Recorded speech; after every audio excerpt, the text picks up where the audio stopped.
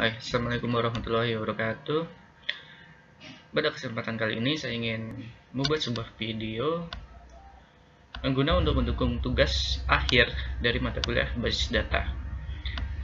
Tugas yang saya buat adalah untuk membuat website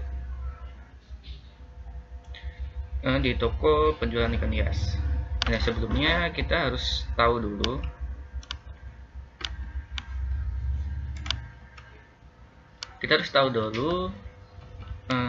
permasalahan dari tugas saya ini apa. Jadi permasalahannya adalah sebuah toko ikan hias dengan nama CV Pelikan Jaya Makmur. Dia mengalami kesulitan untuk merekap penjualan dengan periode per hari, per bulan maupun per tahun, karena selama ini mereka masih menjalankan dengan metode manual. Oleh karena itu, CV tersebut ingin memiliki sebuah sistem yang bisa untuk merekap penjualannya. Tapi ia juga ingin memiliki sistem untuk mencetak struknya. Jadi di dalam sistem ini ada untuk merekap penjualan, kemudian untuk sebagai kasirnya gitu. Karena CV ini belum memiliki cabang, namun tidak menutup kemungkinan dia akan membuka cabang. Jadi sistem ini bisa menghandle beberapa cabang. Satu sistem bisa menghandle beberapa cabang. Dan toko ini dibuka selama 24 jam. Dan ia memiliki 2 karyawan yang bertugas di kasirnya, shift siang dan shift pagi. Dia menginginkan ketika merekap data harus mencantumkan nama karyawan yang bertugas pada saat itu, dan harus mencantumkan nama tokonya, yaitu nama toko dan alamat tokonya. Hal ini harus ada karena kemungkinan CV tersebut akan membuka cabang. Jika sudah memiliki cabang, ia ingin beberapa agennya bisa dihandle dalam satu aplikasi atau sistem saja. Dan di dalam sistem ini juga bisa untuk memanajemen produk, yaitu bisa menambah produk, mengedit produk, dan menghapus produknya. Oke. Kemudian dari permasalahan tersebut, target yang ingin dicapai adalah saya akan membuat aplikasi atau sistem yang digunakan untuk merekap penjualan di setiap periodenya. Di dalam aplikasi tersebut juga harus ada sistem untuk mencetak struknya. Ini untuk fitur kasirnya ya. Dan juga ia ingin setiap transaksi yang terjadi harus mencantumkan nama karyawan yang bertugas pada saat itu dan mencantumkan nama agen dan alamat agennya. Jika sudah memiliki cabang, ia ingin beberapa cabang tersebut bisa dihandle dalam satu aplikasi saja. Kemudian ketika rekap data, kita bisa memilih periode per hari, per bulan, dan per tahunnya. Serta kita juga bisa memilih rekap data berdasarkan cabangnya. Jadi bisa memilih cabangnya yang ingin direkap apa, kemudian periode yang direkap periode kapan. Gitu. Di dalam rekapannya harus mencantumkan jumlah laba kotor dan laba bersihnya di setiap periode dan agen yang dipilih. Di dalam sistem ini mempunyai 2 level, yaitu level kasir dan level admin. Di mana level admin ini hanya bisa mengelola data toko atau agen, data karyawan, melihat produk, dan merekap penjualan. Di mana rekapan itu terdiri dari penghasilan dan laporan stok produknya. Kemudian untuk level kasir hanya bisa melayani penjualan dan manajemen produk saja. Oke, berikutnya ya, identifikasi kebutuhan data. Jadi dari kasus tadi saya mendapatkan atau udah saya simpulkan, berarti dari kasus yang tadi saya hanya membutuhkan 5 tabel, di mana tabel tersebut adalah tabel toko, yaitu mencantumkan ID-nya, nama dan alamat. Kemudian di tabel karyawan mencantumkan nick, ini sebagai ID-nya, identitas, nama karyawan, level, status, alamat, dan kontaknya. Kemudian di dalam produk, dia mencantumkan ID-nya, ID produk, terus kemudian ID toko, nama produk, harga beli, harga jual, dan stoknya. Dan kemudian di tabel penjualan dia mencantumkan ID penjualan, kode invoice, ID toko, NIK, ID produk, jumlah pembelian, dan subtotal. Kemudian di invoice ada kode invoice, ID toko, NIK, jumlah produk, jumlah bayar, diskon, jumlah bayar, terbayar, kembalian, laba bersih, waktu cetak, dan time cetak. Oke. Kemudian ini contoh isian data untuk tabel toko, untuk tabel karyawan, ini tabel produk, ini tabel penjualan, dan invoice. Oke, dan untuk diagram ERD-nya yang saya bentuk seperti ini. Jadi data yang kita lihat pertama adalah tabel toko. Nah, tabel toko ini dia memiliki karyawan yang bekerja di toko tersebut, dan toko juga mempunyai produk. Kemudian ketika ini saling berelasi, kemudian membentuk keranjang. Dan keranjang ini digunakan untuk sebagai kasirnya atau penjualannya, dan dalam keranjang ini nantinya akan disimpan ke penjualan. Nah, data-data penjualan ini dia menampung ID penjualan dan ID toko dan NIK. NIK ini berasal dari karyawan dan ID toko berasal dari toko ini. Kemudian mencantumkan ID produk. Nah, di sini kode invoice, kita cara kerjanya adalah dia mendapatkan kode invoice ketika keranjang tersebut diisi. Nah, kode invoice ini nantinya sebagai ID dari invoice. Jadi ketika penjualan ini, semua data penjualan dipindah ke invoice, ke tabel invoice, kemudian dia udah mendapatkan ID-nya dari penjualan ini. Oke, seperti itu. Oke, lanjut. Dan dari ERD yang tadi, saya menghasilkan skema relasi, yaitu seperti ini. Ya kan? ID toko berelasi dengan karyawan, dengan produk, kemudian ke penjualan. Nah, penjualan ini nanti akhirnya akan dipindahkan, datanya dipindahkan ke invoice. Nah, memindahkan data penjualan ini juga menghapus data penjualannya. Invoice, ketika data penjualan ini udah dipindah ke invoice, dia otomatis menghapus data yang ada di penjualan ini, gitu. Dan ini untuk gambaran relasi yang ada di PHP MyAdmin-nya, desainnya seperti ini kurang lebih. Dan kemudian dari permasalahan itu saya akan membuat sistem dengan nama si capek, yaitu sistem catatan penjualan dan kasir. Oke. Dan website ini sudah saya online-kan. Mungkin Bu dosen bisa mengaksesnya atau melihatnya di www.sicapek.arpatim.com. Dan untuk loginnya nanti bisa lihat di deskripsi. Oke, langsung saya jelaskan cara kerja websitenya dan script-scriptnya.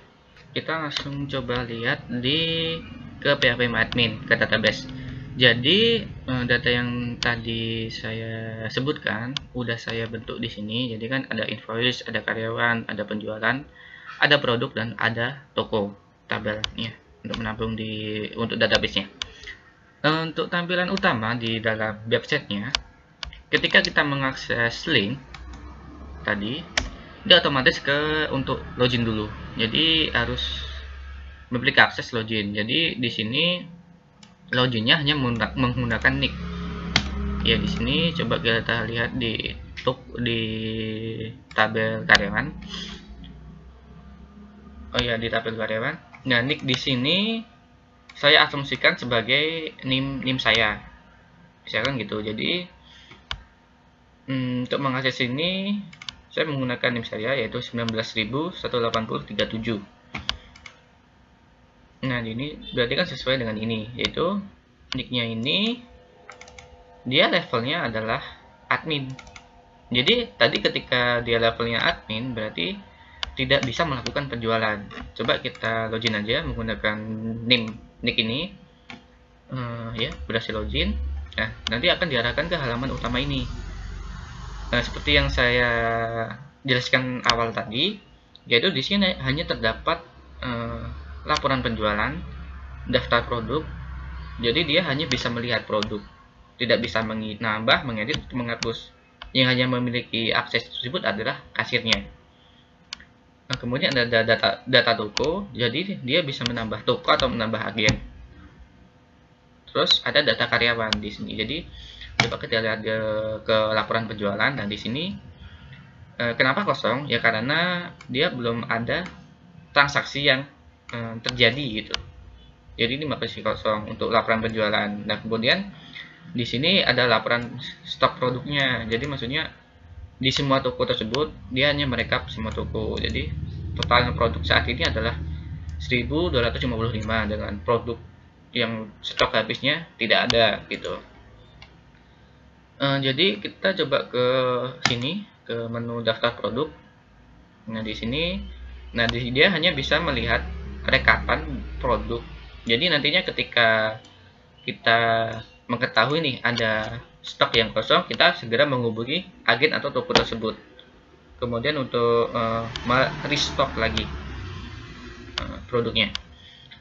Nah, sementara ini data yang sudah ada, yang sebelumnya sudah saya isi seperti ini, kita juga bisa mencari di sini berdasarkan nama semua atau nama toko. Misal kita Jaya Makmur 2, bisa kita lihat di sini.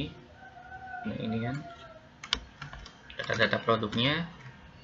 Atau Jaya Makmur 1, ini udah kelihatan semua. Atau kita mencari berdasarkan nama produk, bisa ikan cupang, bisa kelihatan di sini. Nah, untuk pencarian ini saya menggunakan ajak ya, kayak gitu. Kemudian kita coba ke data toko. Nah, sebelum menambah data karyawan, sebaiknya kita menambah data toko tersebut karena karyawan tersebut bergantung dengan tokonya.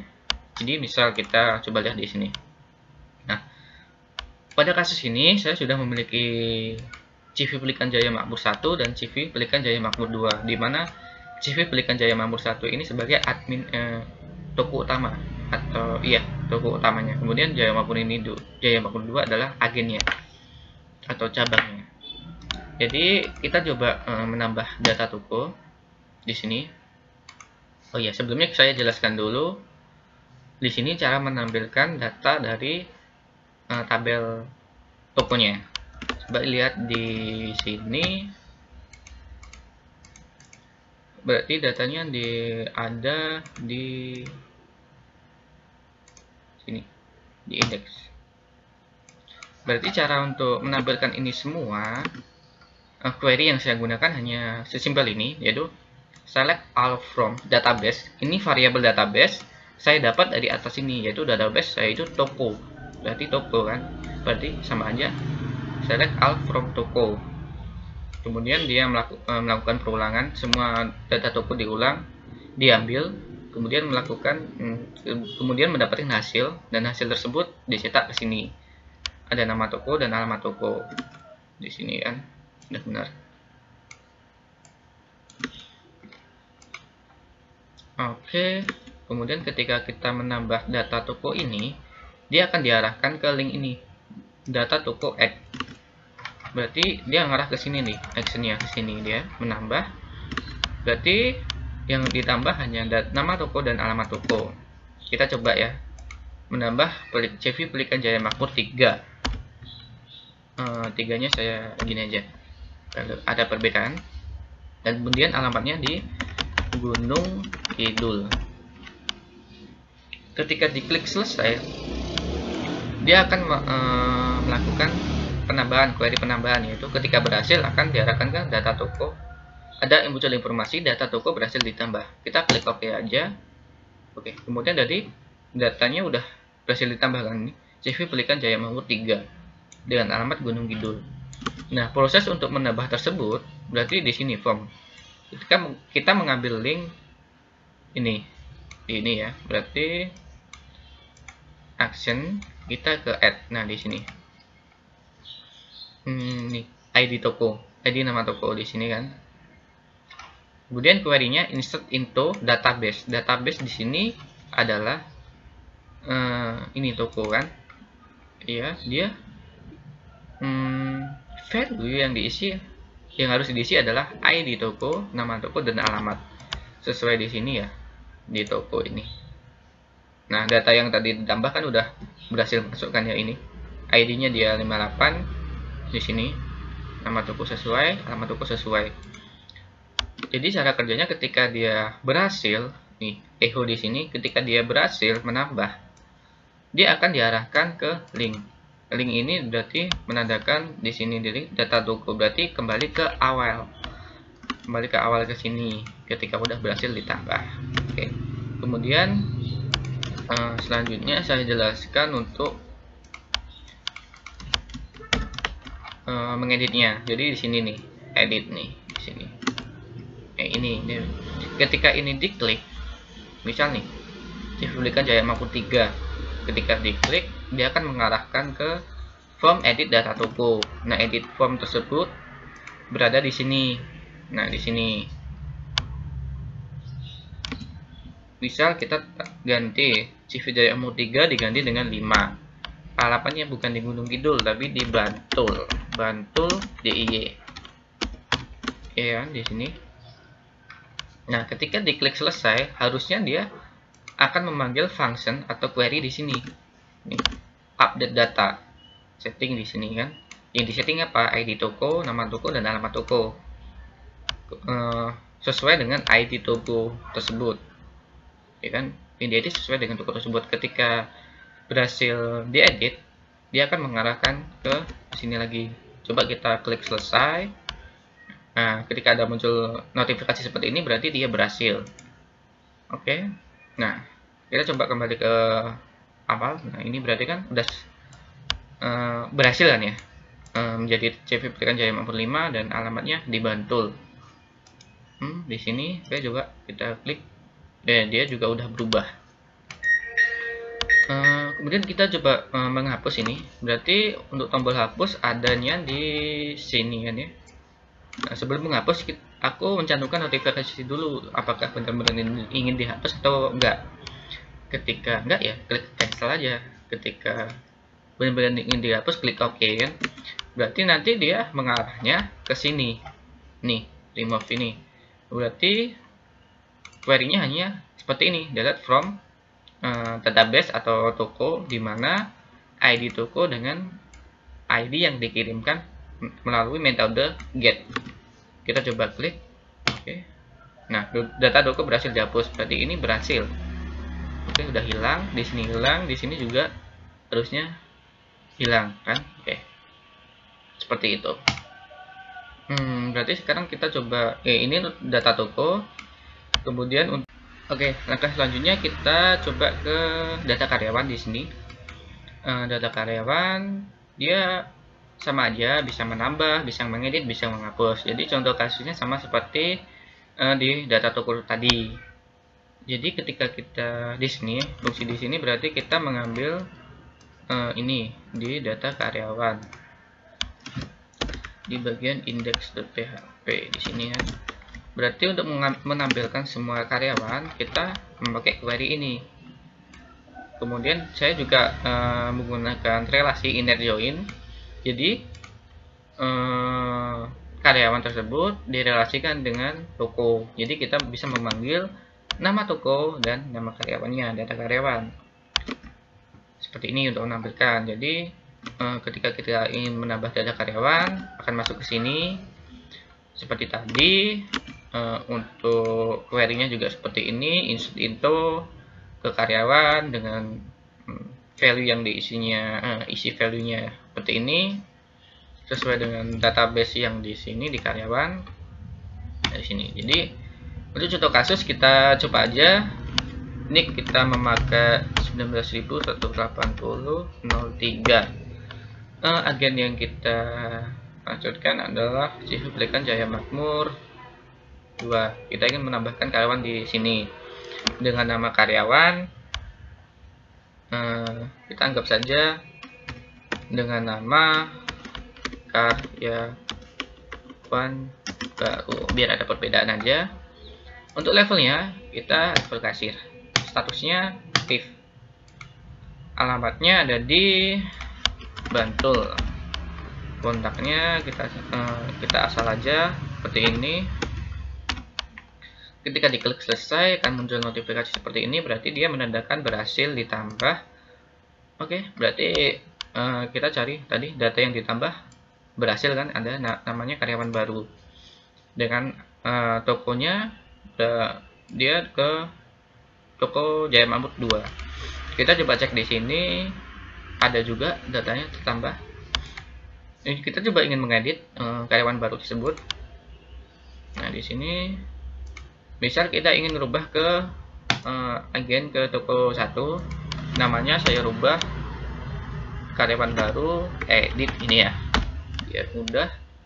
Ketika diklik selesai, oke, berhasil berubah ya menjadi 1. Di sini juga karyawan namanya juga berubah. Ketika ingin mengedit ya tinggal dihapus, ketika ingin menghapus ya tinggal diklik tombol ini, akan muncul notifikasi seperti ini. Jika benar-benar ingin dihapus, kita klik OK aja. Oke, berhasil dihapus. Nah, itu untuk data toko dan data karyawan. Coba kita langsung aja ke proses penjualannya. Jadi kita coba login menggunakan ini ya, kasir toko 1. Berarti ini yang kita pakai adalah ini. Kita copy aja, kita masuk ke sini aja. Berarti kita coba salahkan aja ceknya, dia akan gimana. Ketika dia nggak sesuai dengan database-nya, dia nggak bisa login gitu. Oke, kembali lagi ke sini, kita masukkan sesuai nick yang sesuai, masuk, dan di sini dia mencantumkan namanya siapa yang login. Di sini Devara Putri, berarti ya udah, di sini dia mencantumkan nama di dalam dashboardnya, mencantumkan nama dan dia levelnya apa, kasir, dan tokonya dia bekerja di toko mana. Oke, di sini, nah di sini yang saya maksudkan tadi, untuk kasir dia hanya bisa memanajemen produk dan melakukan penjualan atau masuk ke menu kasir di sini, Oke. Iya. Ini kasirnya sama seperti yang tadi, kita bisa menambah, menghapus, dan mengeditnya.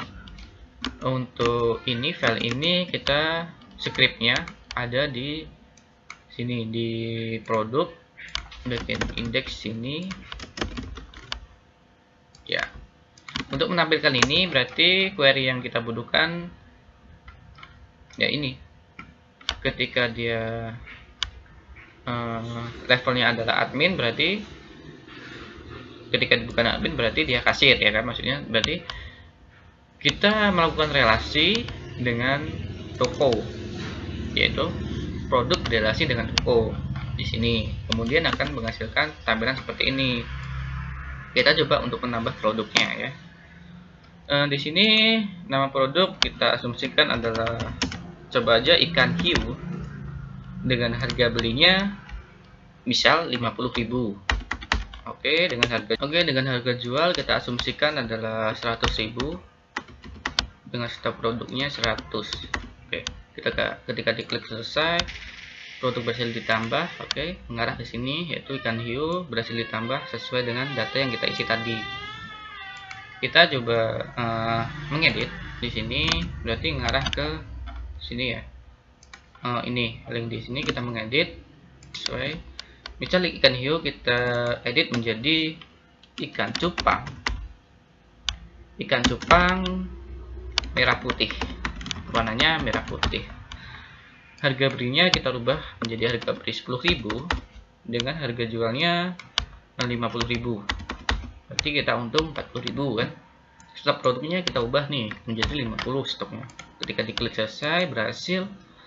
Kita coba lihat di data di sini, merah putih, harga beli 10.000, harga jual 50, stoknya 50. Oke, ketika kita ingin menghapus, klik ini, notifikasi seperti ini, klik OK aja. Berhasil dihapus, berarti berhasil ya, hilang. Ini untuk manajemen produknya. Kita coba aja ke kasir. Berarti kita masuknya ke sini, kasir di penjualan di sini.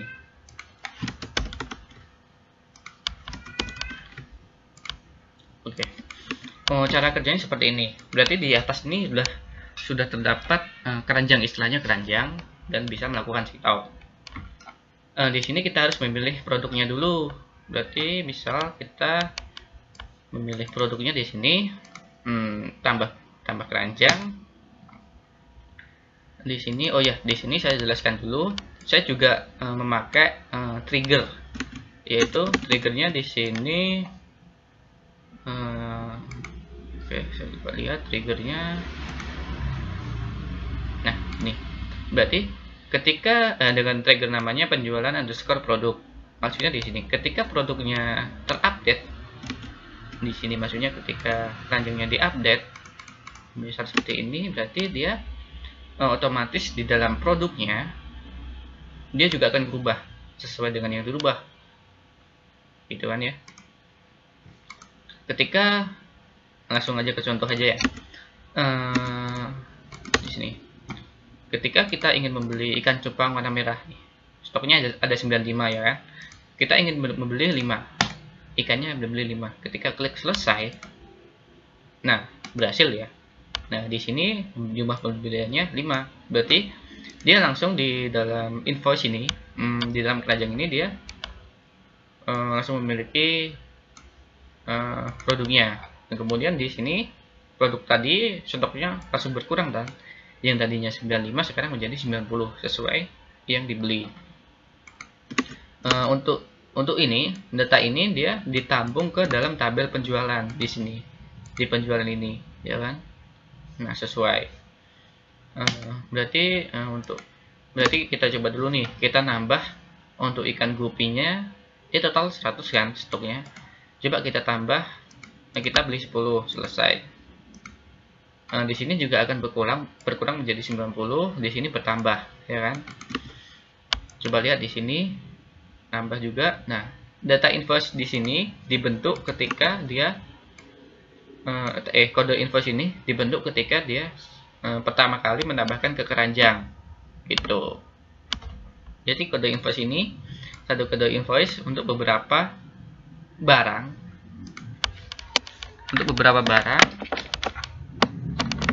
dalam sesi yang sama gitu. Di sini mungkin kita coba dulu untuk ikan gupi, kita misal nggak jadi beli 10, kita rubah nih ke 5, jadi kita beli 5. Oke, berhasil. Di sini menjadi 5 dan di sini menjadi 95, yang tadinya 90 menjadi 95. Ternyata kita nggak jadi beli ikan cupang merah. Kita hapus saja di sini. Oke, ketika dihapus, berhasil dihapus, di sini hilang, data di sini hilang, dan di sini stoknya menambah 5. Ya kan, berarti sesuai kan yang tadi. Ini untuk kasus ini kita langsung aja untuk kita akan membelikan gupi dengan jumlah pembeliannya 5. Kita langsung check out aja. Nah di sini dia menanyakan ada diskon atau enggak. Ketika enggak ada diskon, ya udah kita beli angka 0 aja. Oke, klik lanjut. Dia akan masuk ke invoice di sini. Masuk ke invoice di sini ya. Nah di sini dia akan menginfokan produk-produknya tadi apa aja yang dibeli. Di sini dia menampilkan informasi yang lengkap. Nah di sini ya, ini yang kita masukkan tadi. Berarti setiap invoice, setiap transaksi mencantumkan data agennya, data tokonya, dan nama karyawan yang bertugas siapa. Di sini ada kode invoice-nya kan. Nah ketika di sini dia masih belum menambah ke tabel invoice, dia masih ada di tabel penjualan. Kita cek tabel invoice masih kosong. Masih kosong ya. Jadi langkahnya kita di sini mendapatkan informasi sub jumlah bayarnya berapa, 50.000. Ada diskon tidak? Jika nggak ada ya berarti bayarnya tetap 50.000. Di sini saya juga membuat sistem untuk dia akan membayar dengan uang berapa, kemudian menghasilkan kembalian berapa. Contoh kasus seperti ini. Misal kita berbayar dengan uang 100.000. Kita coba dulu deh 10.000. Bisa nggak dia? Oh, ternyata nggak bisa. Berarti minimal data yang kita inputkan adalah 50.000. Jadi kita pada kasus ini kita contohkan 100.000. Kita klik ini untuk melakukan kalkulasi kalkulator gitu. Berarti ketika udah dihitung berarti mencantumkan seperti ini nih.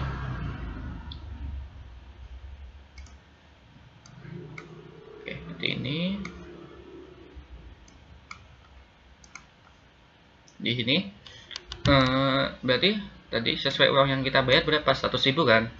Ada kembalian atau tidak? Ketika ada kembalian dia mencantumkan nih kembaliannya berapa, 50.000. Dan ketika kita udah nih berarti kita tetap bisa menambah belanjaan di sini.